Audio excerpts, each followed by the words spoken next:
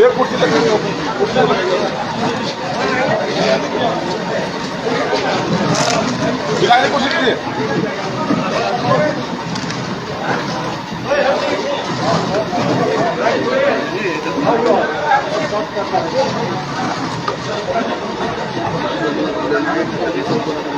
बाबू आज यहाँ आ जाइए, यहाँ आ जाइए।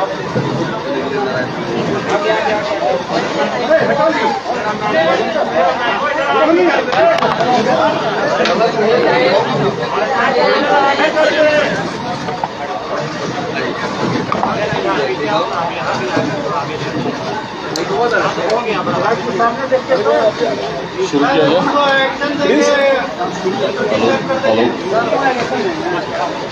शुरू किया जाए।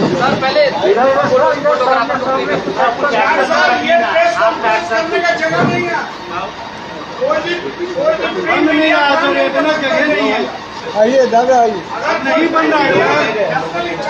हम लोग क्या मतलब आप लोग क्या फोटो लेना चाह रहे हैं?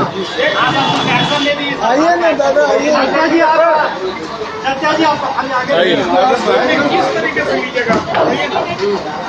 पहले आया अभी तो पहले बैठा, पहले आते तो बैठ जाते हैं, आगे हल्ला करने के लिए चलिए कोई नहीं, देश में भी वैसे ही बहुत कुछ चल रहा है। आपस में अगर हम लोग भी झगड़ेंगे तो गलत रहेगा। आइए चलिए। हाँ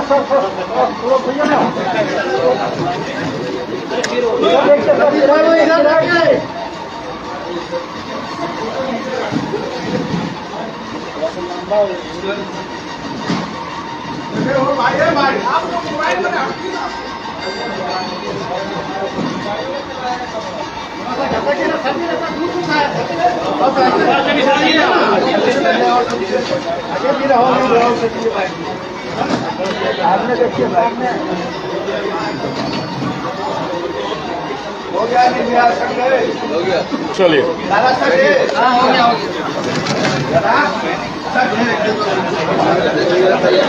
हो गया ना सोनू जी।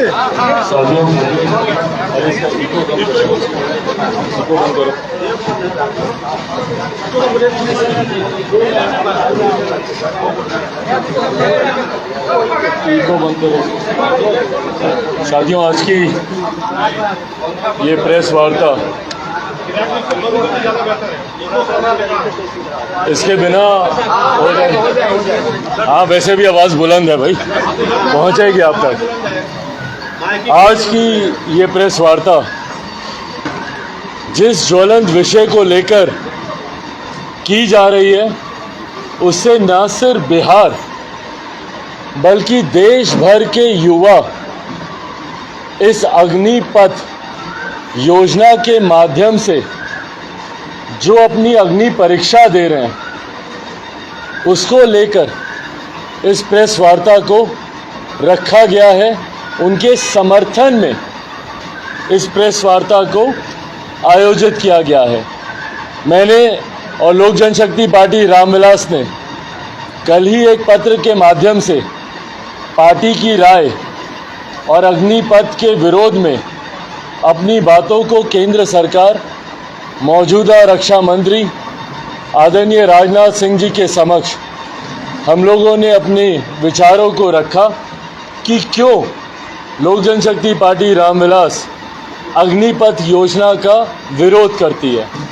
और जिस तरीके से पिछले 2 दिन से, जब से इस योजना की घोषणा हुई है, तब से लेकर अभी तक जिस तरीके से सड़क पर छात्र अपने विरोध को निरंतरता में दर्ज करा रहे हैं, और सिर्फ बिहार में ही नहीं, देश का शायद ही अब कोई ऐसा राज्य बचा होगा। हरियाणा, राजस्थान, उत्तर प्रदेश, आज तो दिल्ली में भी जिस तरीके से जंतर मंतर आईटीओ के सामने इस तरीके का प्रदर्शन किया जा रहा है, ये अपने में दर्शाता है कि पूरे देश का युवा एकजुट है इस योजना के विरोध में।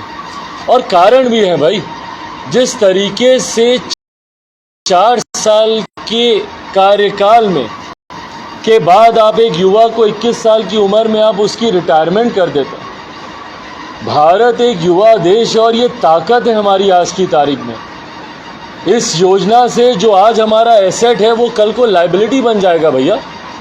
4 साल के बाद वो युवा जाएगा कहाँ? आपने विभिन्न तरीके के प्रावधान रखे, ऐसा हो जाएगा, ऐसा किया जाएगा, ऐसा किया जा सकता है, सब एजम्पशंस हैं, सब एंटिसिपेशंस हैं। इसमें कोई ठोस योजना कि भैया 21 साल की उम्र में जब वो युवा बेरोजगार हो जाएगा, जब वो रिटायर हो जाएगा, तो उसके बाद उसके भविष्य का क्या? भाई आज उसके भविष्य की चिंता करने वाला कोई नहीं है। आज देश में बेरोजगारी इतनी बढ़ गई है, तो कैसे मान लें हम लोग कि 21 साल की उम्र में, और वो 21 साल की उम्र नुकसानदेह ज़्यादा इसीलिए है क्योंकि जो उसके गोल्डन ईयर्स हैं 17.5 से 21 साल, वो तो उसने सेना को दे दिए, जिसमें वो अपनी ग्रेजुएशन कंप्लीट कर सकता था, पीजी के कोर्सेज में अप्लाई कर सकता था, कंपटीशन की तैयारी कर सकता था। 21 साल की उम्र में जब वो सेना से रिटायर होकर आएगा तो वो कहाँ जाएगा, कौन सी प्रिपरेशन करेगा, किस कंपटीशन की तैयारी करेगा, या कौन से कॉलेजेस हैं? ब्रिज कोर्सेज की आपने बात की, पर कौन से ब्रिज कोर्सेज आप बना के देंगे? वो युवा जो 17 से 21 साल में अपनी पढ़ाई कंप्लीट कर सकता था, अपने भविष्य के निर्माण की कल्पना कर सकता था, और 21 साल के बाद स्थायी रूप से जब वो अपने रोजगार को लेकर या अपने व्यवसाय को लेकर स्थापित होता, उस वक्त तो आपने पुनः उसको सड़क पर कर दिया। तो इस योजना में जितने लूपहोल्स हैं, मैं ये नहीं मानता कि भैया जल्दबाजी में बनी ये योजना है। जहाँ तक मेरी जानकारी है, सालों से इस योजना के ऊपर मंथन चल रहा था, चर्चा चल रही थी। अगर इतना मंथन, इतना चर्चा होने के बावजूद योजना के आते ही डे 1 अगर आपको अमेंडमेंट लाना पड़ा, तो इसका मतलब इस योजना में राय मशवरा नहीं लिया गया। भाई जब आप एक इतनी बड़ी योजना, देश के इतने बड़े वर्ग से जुड़ी हुई योजना, युवाओं से जुड़ी हुई योजना का जब आप निर्माण करते हैं, तो क्यों नहीं तमाम स्टेक होल्डर से बात की जाती है? क्यों नहीं तमाम सर्वदलीय बैठक बुलाई जाती है? तमाम दलों से क्यों नहीं इस बात को लेकर चर्चा की जाती? क्यों नहीं उसकी राय ली जाती? और जितने स्टेक होल्डर्स हैं, हम लोगों ने कृषि कानून में भी हम लोगों ने देखा कि भैया जो स्टेक होल्डर है, जो मेन स्टेक होल्डर है किसान, उन्हीं से ही मशवरा नहीं लिया गया। अंतोगत्वा क्या हुआ परिणाम? भाई हजारों की संख्या, लाखों की संख्या में साल भर से ज़्यादा तक किसान धूप, गर्मी, धूल, मिट्टी, बरसात सहते रहे, प्रताड़नाएं सहते रहे। सैकड़ों की संख्या में किसान मारे गए, और उसके बाद जाकर आपको वो कृषि कानून आपको वापस लेने पड़े। तो भैया क्यों नहीं आप पूर्व में ही जितने स्टेक होल्डर्स हैं, इसमें क्यों नहीं युवाओं की एक कमेटी का गठन किया गया, युवाओं को बुलाया गया, क्यों नहीं उनसे मशवरा लिया गया कि भैया बताइए, हम आपके लिए हम ऐसी योजना लेकर आ रहे हैं, आपके हिसाब से इसमें क्या क्या लूप होल्स हैं। आज जो कल जो आपने 21 से 23 साल उम्र सीमा आपने बढ़ाई, ये सिर्फ इसी साल की नियुक्ति के लिए, ये इन्होंने कोई ऐसा नहीं कि लंबे समय के लिए बढ़ाई है, ये सिर्फ फर्स्ट टर्म में जो नियुक्तियां होंगी उसको आपने 21 से 23 साल किया है। क्यों? क्योंकि पिछले 2 साल से भर्तियां नहीं हो रही थी। भाई ये तो सबको पता कि कोरोना की वजह से भर्तियां बंद है। विडंबना हमारे देश की ये ज़रूर है कि इसी कोरोना काल में अनेकों राज्यों में चुनाव हो जाते हैं, पर युवाओं से जुड़ी हुई भर्तियों पर रोक लग जाती है। ये अजय विडंबना है हमारे प्रदेश की, हमारे देश की। चुनाव में कहीं रोक नहीं लगी, बड़े से बड़े, छोटे से छोटे राज्यों में। और अगर मेरी जानकारी सही है तो मुझे लगता है 8-10 राज्यों में इन 2 सालों में कोरोना काल के दौरान चुनाव कराए गए। पर इसी कोरोना महामारी का हवाला देकर आपने भर्तियों को रोकने का आपने काम किया। 2019 से लेकर अभी तक कोई भर्ती नहीं हुई। जिस बच्चे ने 2 साल पहले ही मेडिकल, फिजिकल सब अपना क्लियर करवा के बैठे, आज यकायक कल परसों जो आपने घोषणा की उसके भविष्य को आपने अधर में लटका दिया। संभवतः कुछ जगह से जानकारी ऐसी आ रही है कि 1-2 युवाओं ने इस घोषणा से निराश होकर उन्होंने आत्मदाह तक कर लिया। हरियाणा से ऐसी खबर आ रही है, राजस्थान से ऐसी खबर आ रही है। भाई जिन लोगों को पिछले सालों से, 2 साल से जो उम्मीद लगा कर बैठे थे कि भैया हमारा फिजिकल हो गया, मेडिकल हो गया, अब हम लोग जाएंगे, सेना में भर्ती होंगे, यकायक आप उनको घोषणा करते हैं कि भैया ये पूरे जीवन भर के लिए नहीं, मात्र 4 साल के लिए है, और 4 साल के बाद फिर आपका भविष्य अधर में लटका हुआ है। तो इसीलिए जब सरकारें ये योजना बनाती हैं, मैं पुनः आग्रह करूंगा केंद्र सरकार से कि जब आप इन योजनाओं का निर्माण करते हैं, सर्वदलीय बैठक का आयोजन होना बहुत ज़रूरी है। इन बैठकों के माध्यम से सबकी राय लें, तमाम स्टेक होल्डर्स को आप इसमें आमंत्रित करें, उनसे आप पूछें कि भैया आपके क्या सुझाव हैं। युवाओं से जानकारी लें, ऐसे युवा जो कि 2-2 साल से परीक्षा का इंतज़ार कर रहे हैं और यकायक आप उनको बोलते हैं कि भैया अब जो आपकी नियुक्ति होगी वो मात्र 4 साल के लिए होगी। कोई अपना घर बेचकर, कोई अपना ज़मीन बेचकर उम्र भर सेना में जाकर देश के लिए समर्पित होने के सपने देख रहा है, और आपकी एक योजना से उसके सपने में भैया 4 साल के लिए कोई जाएगा, किस उम्मीद के साथ जाएगा? उसके अंदर किस तरीके की भावनाएं चल रही होंगी? क्या देश समर्पण की भावना चल रही होगी, या 4 साल के बाद वो पुनः सड़क पर आ जाएगा? उस भविष्य के अधर में लटकने को लेकर उसका मन, उसका दिमाग, उसका मस्तिष्क चिंता में होगा। तो इसीलिए रक्षा मंत्री जी से कल लिखित पत्र के माध्यम से लोक जनशक्ति पार्टी ने यह आग्रह किया है कि इस योजना को तत्काल प्रभाव से इसको रद्द किया जाना चाहिए, और उसके अलावा मुझे नहीं लगता कोई विकल्प है। भैया कितने अमेंडमेंट्स आप करेंगे? अमेंडमेंट्स पे अमेंडमेंट्स आते रहेंगे, इसी तरीके से देश चलता रहेगा, इसी तरीके से युवा परेशान होते रहेंगे। और किसके लिए भैया ये योजना? क्या रोजगार को बढ़ाने की दृष्टि से है, या देश में या सरकारों पर जो एक आर्थिक बोझ पड़ रहा है पेंशन को लेकर, उसकी दृष्टि से बनाई हुई ये योजना है? सरकार स्पष्ट करे इस बात को लेकर कि आपकी आर्थिक चिंताएं ज़्यादा हैं या देश में बढ़ रही बेरोजगारी ज़्यादा बड़ा चिंता का विषय है। भैया एक जगह जहां वन रैंक वन पेंशन की बात करते हैं, OROP की आप बात करते हैं, वहीं दूसरी तरफ पेंशन आपको सताती है कि भैया अगर ज़्यादा बहाली हो जाएगी, भर्ती हो जाएगी, तो इनको हमको पेंशन देना पड़ेगा। भैया पेंशन तो वैसे भी कई ऐसे लोग हैं जिनको आप बेवजह देने हैं। कितने ऐसे पूर्व के विधायक हैं, पूर्व के सांसद हैं, 2-2 नेताओं को 2-2 पेंशन आप दे रहे हैं। क्यों दे रहे हैं भैया 2-2 पेंशन आप नेताओं को? एक सांसद, एक विधायक जो अगर गलती से भी चुन लिया जाता है और 1-2 साल में अगर पुनः चुनाव होते हैं तो भी उस सांसद को पेंशन दी जाती है, उस विधायक को पेंशन दी जाती है। एक ऐसा नेता जो विधायक बन जाता है और उसके बाद सांसद बन जाता है तो पूर्व विधायकी का भी वो पेंशन लेता है, और सांसद बनने के बाद रिटायर होगा तो उसका भी वो पेंशन लेगा। तो भैया ये सिर्फ युवाओं के ऊपर ही इस बात की गाज क्यों गिरती है? अगर आपको पेंशन की चिंता है तो तमाम फिर इन लोगों की भी चिंता कीजिए ना, जिनके ऊपर पैसा बर्बाद किया जा रहा है। आज वो युवा जिसके पास खाने कमाने के लिए नहीं है, उसकी पेंशन कैसे रोकी जाए, उसके लिए तो आप ये योजना लेकर आ जाते हैं। और उसके बाद आप बोलते हैं, कुछ नेता हैं जो बोल रहे हैं कि भैया कौन सा ऐसा युवा है जिसको 24 साल 22 साल की उम्र में 20 लाख रुपए उसको मिल जाते हैं। अरे तो 20 लाख रुपए से क्या वो उम्र भर चला लेगा? क्या करेगा वो 20 साल से और 20 लाख से? और 20 लाख से ज़्यादा की तो अपनी ज़मीन जायदाद बेचकर वो तैयारी कर रहा है सेना में भर्ती होने की। और आप इस बात का गर्व ले रहे हैं कि भैया 20-22 साल की आयु में उसको 20 लाख रुपए आप उसको दे रहे हैं। भाई उसको 20 लाख रुपए नहीं चाहिए, उसको एक स्थायी समाधान चाहिए। एक बार जब आप किसी रोज़गार या किसी व्यवसाय में आप जाते हैं तो आप परमानेंट होने के लिए जाते हैं। कोई नौकरी या कोई व्यवसाय में ये सोचकर नहीं जाता कि चलो ठीक है 4 साल यहाँ पे करेंगे, 4 साल वहाँ पे करेंगे, 5 साल वहाँ पे करेंगे। नहीं, आप सब साथी जब पत्रकारिता में आए यही सोच कर आए ना कि भैया इसी क्षेत्र में रहेंगे, आगे बढ़ेंगे, चैनल बनाएंगे, चैनल हेड बनेंगे, नेशनल चैनल में जाएंगे। यही हम लोग सोच लेकर आते हैं ना। कोई नेता आता है यही सोच कर आता है कि भैया अगर मैंने लोकल चुनाव से अगर मैंने अपनी शुरुआत की तो मैं विधायक बनूं, सांसद बनूं। आप उसी व्यवसाय में रहना चाहते हैं। यहाँ तो भैया 4 साल के बाद पूरा का पूरा प्रोफेशन चेंज होने की बात यहाँ पर की जा रही है। 4 साल के बाद वो नए सिरे से सोचे कि भैया अब मैं मास कॉम में जाऊं, कि मैं MBA करने जाऊं, कि मैं लॉ में जाऊं, कि मैं कौन से क्षेत्र में जाऊं, नौकरी के लिए अप्लाई करूं, कि पलायन कर बिहार छोड़कर चला जाऊं, क्या करूं?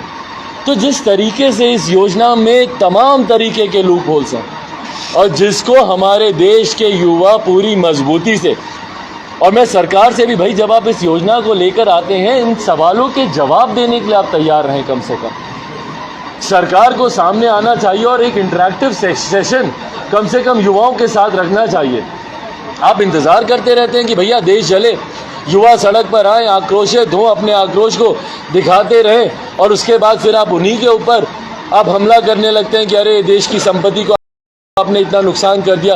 भाई जो अपनी संपत्ति बेचकर आया है, जिसने खुद को समाप्त कर लिया, अपना सब कुछ उसने बेच दिया, जिसके जीने मरने का प्रश्न है आज की तारीख में, वो क्या सोचेगा किसी और चीज़ के बारे में। आप परसों ही आप युवाओं के साथ एक संवाद रखते, आप इंटरेक्शन रखते, उनके तमाम सवालों का जवाब देते, बट ये जो गोल मटोल जो जवाब आते हैं, भाई जब आज की तारीख का युवा पढ़ा लिखा युवा है भैया, समझदार युवा है, अगर आपके तर्क अगर सही होते वो समझता है इस बात को, पर सब हाइपोथेटिकल सिचुएशंस का आप निर्माण कर रहे हैं। जितने मुख्यमंत्री हैं भैया, हरियाणा, मध्य प्रदेश, तमाम मुख्यमंत्रियों के मैंने बयान सुने कि अरे नहीं इनको प्राथमिकता दी जाएगी, इनको प्राथमिकता दी जाएगी। भैया एग्जिस्टिंग स्ट्रक्चर में आपके पास रोजगार देने की व्यवस्था नहीं है तो कहाँ पे प्राथमिकता देंगे आप इनको। बेरोजगारी के आंकड़े देखें ये तमाम मुख्यमंत्री अपने अपने राज्यों के, वहाँ पर बेरोजगारी दर कितनी ज़्यादा है, और फिर आप बोल रहे हैं कि भैया आपको प्राथमिकता दी जाएगी। किस चीज़ में आप प्राथमिकता देंगे? रोजगार है कहाँ आपके पास? आज केंद्र सरकार 8 साल के बाद तो आपको घोषणा करनी पड़ी कि भैया हम लोग 10 लाख हम लोग रोजगार देंगे, वो भी अगले 18 महीनों में, जिसमें से लगभग 8 लाख के करीब तो रिक्त पड़े पद हैं जिनको आज आप भरने की आप बात कर रहे हैं। तो जब वो रिक्त पड़े पद भी जब आप भर लेंगे तो उसके बाद 4 साल के बाद आपके पास रोजगार कहाँ पे बचने वाला है? किसमें आप उनको प्राथमिकता देंगे? तो ये जो गोल मटोल जवाब आते हैं, इससे यकीनन देश का युवा चिंतित होता है, परेशान होता है। या तो आप उसको सटीक जवाब दें कि भैया 4 साल के बाद ये विभाग है, यहाँ पे तुम्हारी नौकरी तय है, उसको कोई चिंता नहीं होगी। पर जिस तरीके से सरकार की तरफ से भी स्पष्ट जवाब नहीं आता, इससे देश के युवाओं की चिंता ज़रूर बढ़ती है। और इसीलिए मैं आग्रह करूँगा, देश के प्रधानमंत्री से भी आग्रह करूँगा कि इस योजना में हस्तक्षेप करें। भाई हम लोग की देश की सेना की एक गरिमा रही है, और उसको लेकर इस तरीके से सड़क पर आंदोलन हो, चर्चा हो, ये शोभा नहीं देता। ऐसे में देश की सेना की गरिमा को भी ध्यान रखते हुए तत्काल प्रभाव से इस योजना को वापस लिया जाना चाहिए, युवाओं को विश्वास में लिया जाना चाहिए, और उनके बेहतर भविष्य के लिए उनकी जितनी चिंताएं, आशंकाएं हैं उसको दूर किया जाना चाहिए, और रोजगार के लिए नए विकल्प, नए अवसर केंद्र सरकार इस तरीके से जोड़ तोड़ वाले अवसर नहीं, स्थायी अवसर के ऊपर सरकारें चिंतन करें, मंथन करें। केंद्र सरकारें, राज्य सरकारें और तमाम स्टेक होल्डर्स को मिलाकर इस पर चर्चा हो, यही लोक जनशक्ति पार्टी रामविलास की मांग है। और इसी के क्रम में अपने तमाम युवा साथियों के समर्थन में कल लोक जनशक्ति पार्टी रामविलास के कुछ नेता, हम लोग एक प्रतिनिधि मंडल के तौर पर हम लोग मार्च करेंगे।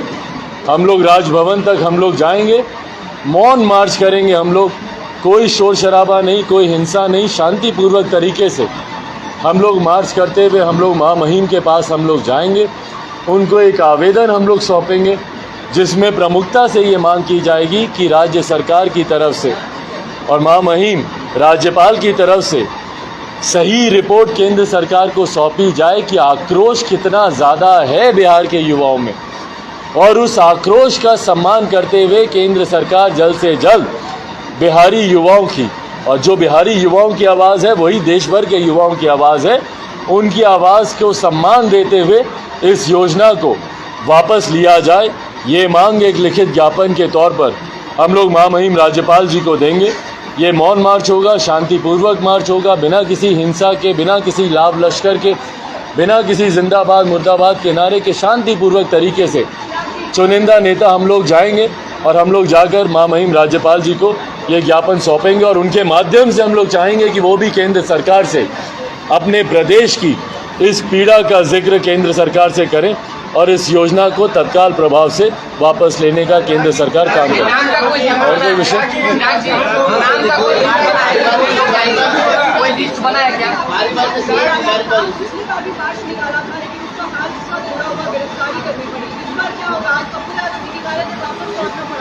नहीं, देखिए जैसा मैंने कहा कि हम लोग शांतिपूर्वक तरीके से हम लोग ये मार्च हम लोग निकालेंगे।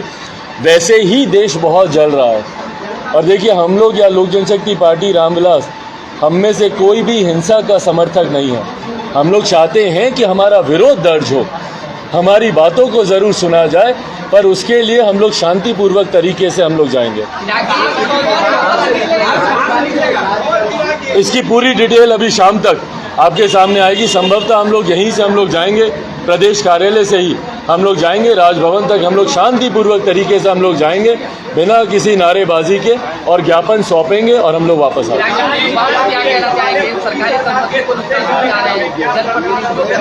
देखिए आक्रोश को समझना ज़रूरी है, युवाओं के आक्रोश को समझना भी ज़रूरी है। जैसा मैंने कहा कि मैं हिंसा का मैं समर्थक नहीं हूँ, पर जिसका सर्वस्व लुट गया है भैया, जिसके जीने मरने का प्रश्न है, केंद्र सरकार उसकी आवाज़ को सुने, ये भी ज़रूरी है। आपने कहा कि क्या चाह रही है विराट के कार्यकाल में क्या केंद्र सरकार हैरानी कर रही है?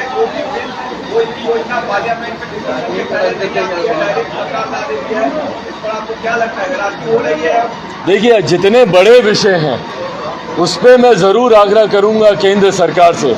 मैं ये नहीं मानता कि हर विषय को बुलडोज किया जा रहा है, पर कई ऐसे विषय हैं जिसमें से प्रमुखता से जो किसानों से जुड़े हुए जो 3 कानून आए थे उसको जिस तरीके से इम्प्लीमेंट करने का प्रयास किया और साल 1.5 साल के बाद उसे रिवर्स करना पड़ा, उसी तरीके से भैया भारतीय सेना दशकों से एक गौरवशाली इतिहास रहा है। जब उसमें भर्ती को लेकर एक नियम कायदा कानून दशकों से चल रहा है, उसमें इतना बड़ा बदलाव अगर आप करना चाहते हैं तो यकीनन उसमें एक आम राय पहले बनाना ज़रूरी था। आने वाले समय में भी जब कोई ऐसे बड़े विषय हो तो केंद्र सरकार सबसे चर्चा करके सर्वदलीय बैठक करके तमाम स्टेक होल्डर से राय मशवरा कर ही लाए तो बेहतर होगा। पार्टी क्या चाहती है? आपका जो स्टैंड है इस मामले को लेकर वही स्टैंड जेडीयू का भी है। जेडीयू के राष्ट्रीय अध्यक्ष और जेडीयू के दूसरे बड़े नेताओं उन्होंने भी केंद्र सरकार से इस पूरे मामले को लेकर पुनर्विचार की मांग की है। नहीं, बिल्कुल सही बात है। मुझे लगता है हर वो राजनीतिक दल जो संवेदनशील है, जो युवाओं के इस आक्रोश को का सम्मान करता है, मुझे लगता है उसकी सोच यही रहेगी। और इसीलिए हम लोगों ने लोक जनशक्ति पार्टी ने भी कल तत्काल तुरंत जिस तरीके से युवाओं के सुझाव इस विषय पर आने लगे, फ़ोन के माध्यम से, सोशल मीडिया के माध्यम से, व्यक्तिगत मुलाकात के माध्यम से, तुरंत उनकी मांगों का सम्मान देते हुए हम लोगों ने भी केंद्र सरकार से यही मांग की कि इसको वापस लेना चाहिए। स्टैंड एक है लेकिन अंतर बदलता है। आप सरकार में नहीं हैं और जेडीयू साथ में सरकार चला रही है। ऐसे कई विषय हैं जिसमें स्टैंड हम लोग के एक रहते हैं। जातिगत जनगणना उसमें से एक है, शराबबंदी का कानून